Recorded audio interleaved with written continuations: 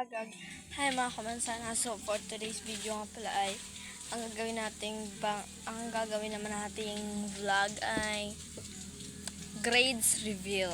Simula first grading, second grading, and third grading. Wala pa yung fourth grading kasi mag-e-exam pa lang kami sa 20. So yun, papakita ko sa inyo dyan yung sorry guys, may tumaang motor. Nandito kasi ako sa may kubo namin guys. Kubo siya, yan. Tapos, dun yung bahay namin, oh. Ito ka sa inyo.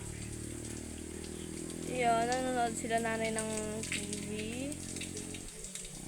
Tapos ako yun, nandito lang ako guys. Kasama kayo. So yun guys. Ang gagawin naman natin is grades reveal. So, papakita ko yung grades ko sa inyo. So, hindi ko muna sasabihin kung ano yung average ko. Kasi, baka sabihin nyo. Baka mabash ako dito. Kasi, pag pinakita ko pa yung grades ko. Pero, wala namang palakol yun, guys. Tama lang naman. Hindi naman ako matalino. Marunong lang naman. So, yun nga pala, guys. Ito nga pala yung grade ko nung first grading. Ito yung grade ko guys. Tapos yung second grading. Tapos yung third grading. So yan, kayo na yung bahalang tingnan. Kung tama na ba sa inyo yon, o kulang pa ba. Mag-comment kayo dito sa comment section para galingan ko palalo. Kasi may fourth grading pa naman guys. Yung first, second, third grading pa lang yung grades ko. So, ito siya guys. Ito siya. So, tingnan nyo na lang guys. Tapos, ilalagay ko rin naman dyan sa huli yun pagkatapos nitong vlog.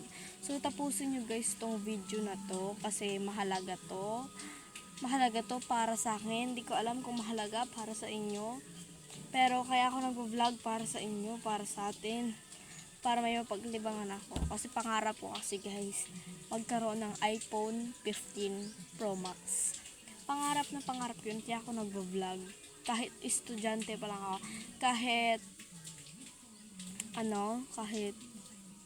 grade 6 pa lang ako, graduating, magiging grade 7.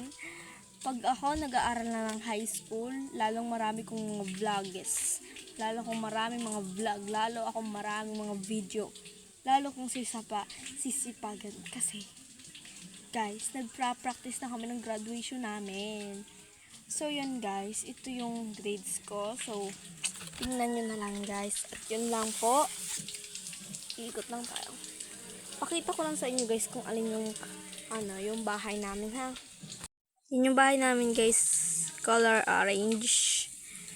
Then yon yung bahay na yon sa kapitbahay namin, and yun dun sa tatay ng lolo ko, and yun sa kapatid ng lolo ko, tapos ito sa nanay ng lola ko, yan, tapos yun sa kapatid ni papa, sa tita ko, tapos yung isang bahay guys na yan, isang bahay na yan guys sa tito ko, kapatid din ni papa.